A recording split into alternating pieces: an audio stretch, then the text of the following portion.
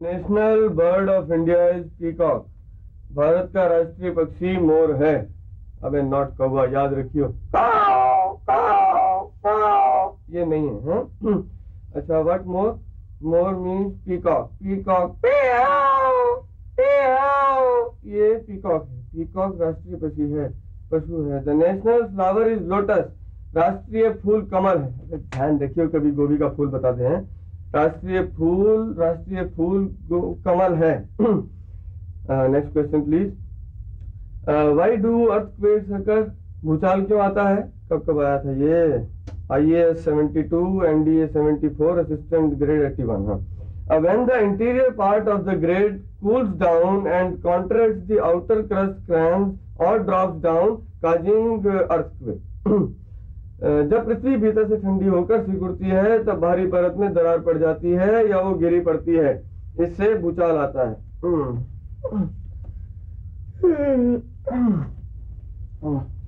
जब पृथ्वी भीतर से ठंडी होकर सिकुड़ती है तब भारी परत में दरार पड़ जाती है या वो गिरी पड़ती है, इससे भूचाल आता है। भूचाल तब भी आता है जब सक्रिय ज्वालामुखी फूट पड़े या सोया हुआ ज्वालामुखी जाग उठे।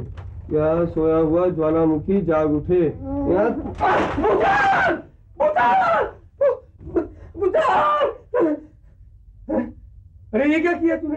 मैंने कि आपने? मैं समझा भूचाल आ गया। मैंने सोचा मेरे पे आसमान गिर पड़ा। अच्छा, अपने आप को सीधा ही आसमान पे पहुंचा दिया, इतना ऊपर। वाह वाह। अच्छा, अब जब तू सकाई तक पहुंची गई है तो एक काम कर, तू जरा ये पढ़ और मैं जरा कमर सीधी कर लूं, है कंसंट्रेट तभी कर पाऊंगा। आगे होके पढ़ ले जरा। शाबाश। अच्छा सुन लिए फिर। It is complete freedom of speech in Parliament.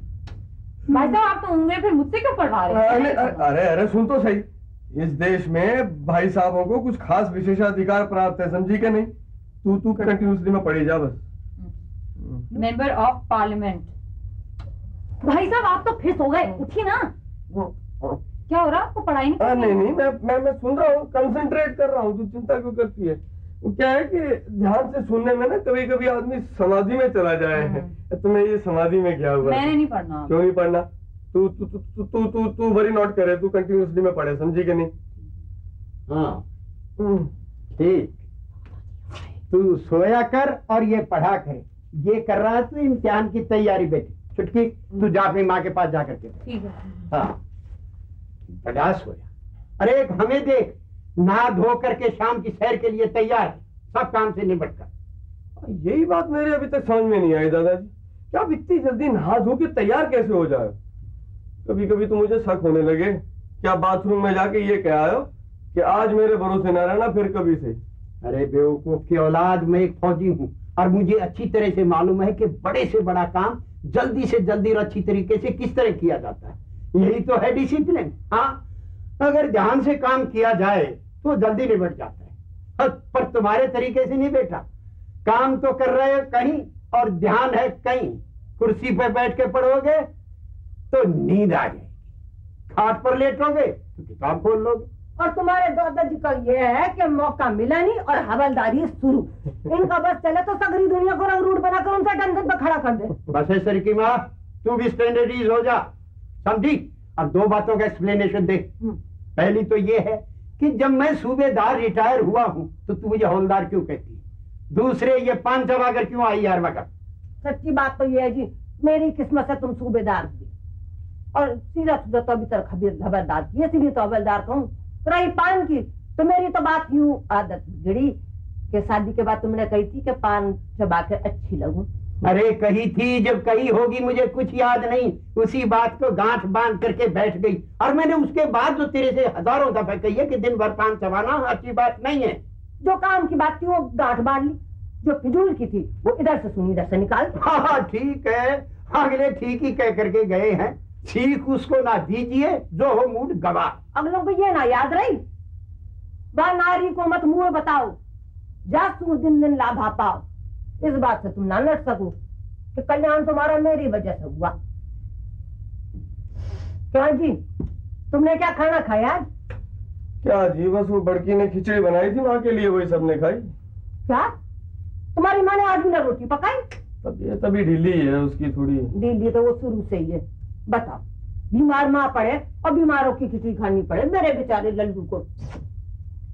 दही, घी, मूली, अचार, खिचड़ी के चारों यार भी न रहे होंगे साथ, क्यों?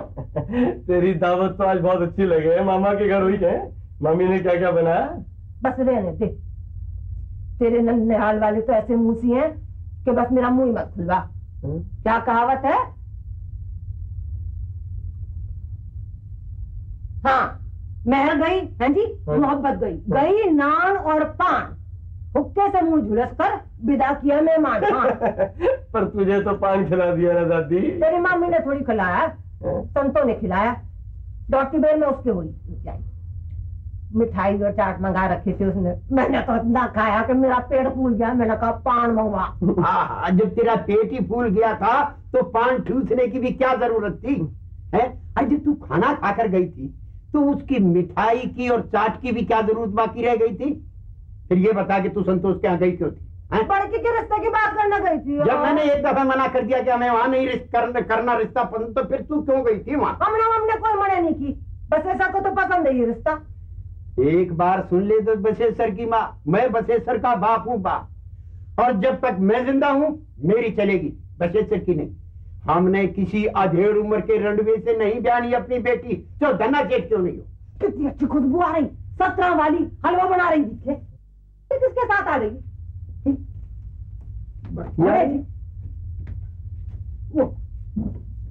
अरे हाँ, वो डॉक्टर को बुला के ला रही है अपनी माँ को दिखाने के लिए। डॉक्टर? हाँ।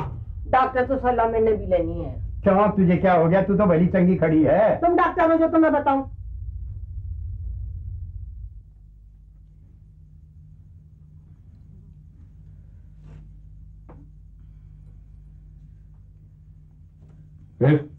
हुआ दर्द? आप तो काम का घबरा रही थी। हा? मुझे तो बीमारी और इलाज दोनों से बहुत घबराहट होती है डॉक्टर साहब, इसलिए मैं तो बीमार पड़ती ही नहीं हूँ। और पड़ जाऊं तो बताऊंगा। हमारी माँ का तो ऐसा है कि 104 बुखार भी हो तो लगता है कि बुखार ही नहीं है। होता है, हमारे औरतों में ऐसा जीवन भी होता है।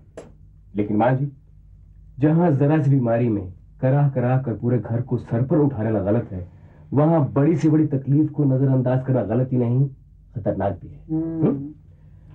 अच्छा, मैं चलता हूँ, कल इसी वक्त आऊंगा। खाने की दवा मैंने बता दी किस हिसाब से देनी है जी। मैंने उस दिन भी कहा था कि माँ जी को रसोई से निकालिए, खुली हवा में सुलाइए। अरे माँ तो मानती ही नहीं। बस। क्यों माँ जी? हर किसी का हर घर में एक खास कोना होता है, मेरा यही है। ओके, चलता हूँ। जरा मुझे भी देखते जाती डॉक्टर साहब। साहब तो आप मुझे कहिए मत दादी जी। अच्छा बताइए, क्या तकलीफ है आपको? इनको तो एक ही तकलीफ है बेटा, कि सारा ही ध्यान मेरी तरफ क्यों नहीं दिया जाता। अरे ऐसे भला हो सकता है कि दादी जी पर ध्यान न दिया जाए? कहिए, क्या तकलीफ है? छोटी बड़ी 50 है बेटा। अच्छा, 2-4 बड़ी बड़ी हुई बता दीजिए। तो पहले तो ये, कभी कभी मेरा दिल धक्का से रह जाए, बड़ा बात ही। रह तो जाए है ना, उड़ तो नहीं जाता। जब मैं ठंडी चीजें खाऊं जैसे दही और मूली, तो मेरे सारे जोड़ों में दर्द होने लगे। तो मत खा करिए ठंडी चीज। कभी कभी सोते हुए मैं हड़बड़ा के उठूं तो सिर चक्कर खाए। अरे मत उठाकर हड़बड़ा कर, सावधानी से उठ जाया कर। अजी मैं इससे बात कर रही हूँ, तुमसे नहीं। जवाब तुम दे रहे हो, ये गूंगा है क्या? हाँ, अगर तेरी खिदमत में लगा रहा तो हो जाएगा। तुम तो ना हुए। अरे मैं फौजी था, ये सिविलियन है बेटा, इसे कुछ ना हुआ है। अजी उसको बताने तो दो। हाँ जी दादी जी, मुझे ये कहना है कि मैंने आज तक आपकी उम्र की आप जितनी तंदुरुस्त औरत नहीं देखी। सुनी डॉक्टर ने क्या कही? और तुम जो सारे वक्त कहो कि घर का काम काज किया कर, सुबह शहर को जाया कर, जब मैं पड़ी पड़ी तंदुरुस्त हो रही हूँ तो फिर दुआ भाग काय को करूँ? अच्छा बेटा, तुम मुझे बताओ कि बहू के इलाज के लिए क्या करना? बहू की फिक्र है, बीबी गई भाड़ चूल्हे में। बेटा, तुम कह रहे थे ना कि बहू को रसोई में मत सोने दिया करो। जी। दरअसल यहाँ मुश्किल ये है कि घर तो बहुत छोटा है, तुम देख ही रहे हो। अगर तुम कहो तो गांव में हमारा घर है, वहां भेज दे बहू को। हाँ, ये ठीक रहेगा दादाजी, हवा बदली भी हो जाएगी। अच्छा, मैं चलता हूँ। अच्छा बेटा। अजी गांव में जाके हवा बदल चुकी, नाम करेगा गांव, गांव के इधर शहर उधर शहर, घुटन गंदगी, जी शहर से भी ज्यादा। हाँ, हवा बदली के लिए सब लोग मंसूरी नैनीताल जा रहे, निकालो पैसे, ले जाएगा बहू को हवा बदली। अरे तू अपनी बकवास बंद कर, बात भी नहीं करने देती। सगरी भगवान ने अकल तो इन्हीं को दी है बस। और नहीं तो। हाँ भाई बस ये सर, डॉक्टर साहब कह रहा था कि भाई बहू को अलग कमरे की जरूरत है, या तो भैया अस्पताल में दाखिल कर दो या फिर गांव भेज दो, वहां तो अपना बड़ा घर है, हो जाएगा अलग कमरे का इंतजाम। देखो जी, सच्ची बात तो ये है कि भागवंती का दिल बच्चों के बगैर गांव में एक भी दिन ना लग सके। वहां जाना तो बिल्कुल बेकार रहेगा, अस्पताल ही ठीक रहेगा। वैसे घर भी क्यों ठीक नहीं, घर भी तो ठीक ही है, ऐसी ऐसी देख रेख और कहाँ हो सके। अरे क्या बात कही, अरे तू सच्ची बात क्यों नहीं कहता है कि तूने देहरादून जाने की पक्की कर ली है उस लोफर पार्टी के साथ। देखो जी, वो आज तो बात तय नहीं करी, जब तय करी थी तब आपको बता दी थी। अब मंजली जा रही है तो उसके साथ रहना मेरा जरूरी है कि नहीं? और फिर इसी बहाने मुजफ्फरनगर भी आऊंगा, वही का रिश्ता तो सुझाया है संतो भाभी ने। देख बस सर, एक बात मेरी तू ध्यान से सुन ले, ये बार बार कहना तो भैया मुझे पसंद है नहीं, समझा? मंजली जा रही है तेरी देहरादून उस लोफर पार्टी के साथ, वो मेरी मर्जी से नहीं, समझा? और रहा वो मुजफ्फरनगर वाला रिश्ता, उसे गड़बड़ जनानी ने जो सुझाया तुझे, वो मुझे बिल्कुल नापसंद। देखो जी, तो अपनी बेटी क्या कुंवारी रखनी, अच्छा भला रिश्ता बताया, मालदार स्वामी है, और फिर वो अपने को बिजनेस में पार्टनर बनाने की कह रहे हैं। अरे हमने अपनी बिटिया किसी अधेड़ उम्र रंडवे से नहीं जानी, बिल्कुल नहीं जानी। अपना बेटा तो ब्याह दिया था ना जी। अरे तो 14 साल बड़ा नहीं था बहू से, और फिर उस बेचारी की बिरादरी में कहीं शादी भी नहीं हो रही थी। होती भी कैसे, जिसका माँ बाप का पता ना उससे और कौन शादी करता सिवाय मेरे। वैसे हमारी बेटी की भी तो शादी नहीं हो पा रही। अरे तो ना होने दिए, अभी तो वो पढ़ रही है, फिर देख लेंगे उसकी। अब देख लेंगे जब हाथ से निकल जाएगी। एक बात मेरी बुरा ना मानना जी, मुझे वो डॉक्टर बिल्कुल पसंद नहीं जिसके कहने पर आप उसको भर्ती कराई है। तेरी पसंद की बड़ी कही। अरे तो तुझे तो पसंद है ना वो लोफर प्रीतू उस्ताद, शराबी कबाबी कहीं का। कहता है कि मुझे तो जचा नहीं। अरे कितना शरीफ है बेचारा वो डॉक्टर, तेरी जनानी का मुफ्त में इलाज कर रहा है, एहसान तो उसका मानता नहीं है, और ऊपर से कह रहा जी मुझे तो वो पसंद नहीं है। अरे तू ही अपनी बता, बोल, जब तेरी जनानी घर में बीमार है तो तू कैसे जा? देखो जी, मैं तो यही कह रहा था कि उसको साथ ले जाता हूँ, मसूरी में हवा भी बदली करा लाऊंगा। आप पैसे दे दो। पैसे दे दो? मेरे पास तो खान खुद ही है ना पैसे की। ठीक है, तो जब मैं 4 पैसे कमाने जा रहा हूं तो फिर आप टोकते क्यों? प्रीतम ने कहा है कि वो मुनाफे का हिस्सा भी देगा, फिर मंजली की फीस भी मिलेगी। हो सकता है मुजफ्फरनगर में बिजनेस की कोई सॉलिड बात भी हो जाए। ठीक है, लेकिन अगर आपको ये सब नहीं चाहिए तो मैं लात मार देता हूं उसको, अगर आप कहते हो तो। ए छुटकी, मेरा सामान ना बांधे बेटी, मुझे कहीं नहीं जाना है, मुझे यहां रहना है तेरी माँ की तीमारदारी के लिए। ये जाने दीजिए जी, ये ठीक कह रहे हैं, और फिर पैसे की भी बहुत तंगी है। पहली बात तो ये भी है जी कि मैं बच्चियों को छोड़ के गाँव तो ना जा सकूंगी, और अस्पताल में मेरा दिल घबराता है। मैं तो यही ठीक हूँ जी, इस रसोई में। ठीक है, और मैं कौन सा हमेशा के लिए जा रहा हूँ? भाई गया और आया, 2-4 दिन की बात है। अच्छा बेटो, जैसे तुम्हारी मर्जी है वैसे करो तुम। बाय। चल अंदर। मुझे 5 रुपए का फायदा है, ऐसा है भैया? 5 रुपए मुझे दे और 10 रुपए मुझसे ले ले। अगर वापसी का इतना ही शौक हो ना, इतना ही जोर है तेरे को, तो वो इंतजाम तो बड़े प्रेम से करवा देंगे।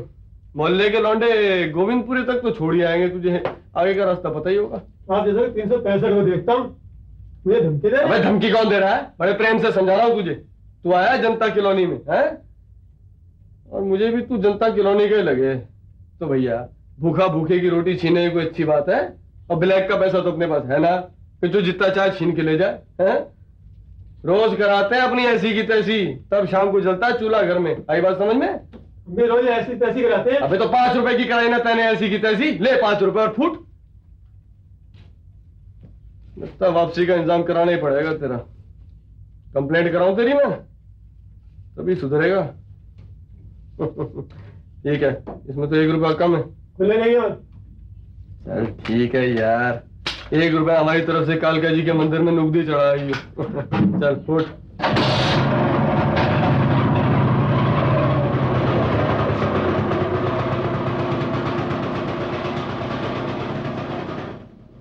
अपनी तो बोनी हो गई सुबह सुबह। मेरे पैसे वापस कीजिए भाई साहब। तेरे कौन से पैसे? तूने तो दे ही दिए थे स्कूटर वाले को 10 रुपए।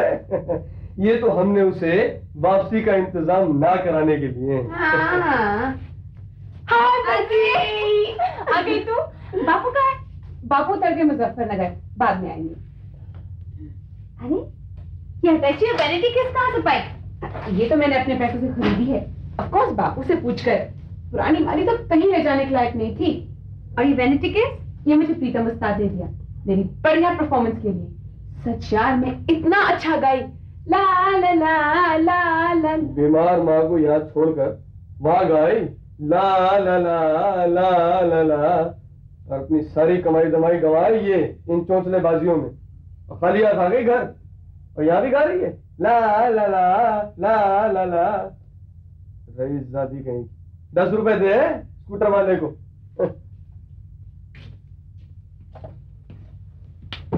तबीयत कैसी है माँ? तो ठीक हुई। बापू ने कही जो तबीयत घर में ना संभले तो माँ को अस्पताल में भर्ती कराना। प्राइवेट वार्ड के लिए पैसे दिए? माँ, हमारी मानो तो जनरल वार्ड में घबराहट के मारे ही दम निकल जाएगा। मैं यही ठीक हो जाऊंगी। मुझे अस्पताल कहीं नहीं जाना है। मंजली तो चाय पिएगी? तो पीनी होगी खुद बनाएगी। तू लेटी है आराम से माँ। मैं बना दूंगी चाय। नन्हे तू पिएगा? अरे तो जब बना रही है तो सभी पियेंगे, पूछने की बात है। मैं भी पीऊंगा।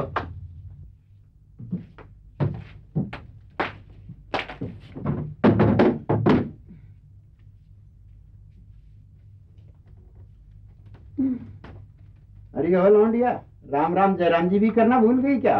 ओ दादाजी, बस में आते से मसूरी में सफर इतना बोरिंग, और जो क्राउड था ना सड़ियन, मेरा तो माथा दुख गया यार। यार? अरे यार किसको कहा तूने? ओ दादाजी किसी को नहीं, किसी ओहो, किसी को तो कहा है ना। दीवार को कही जी। फिर भी 1 नंबर का।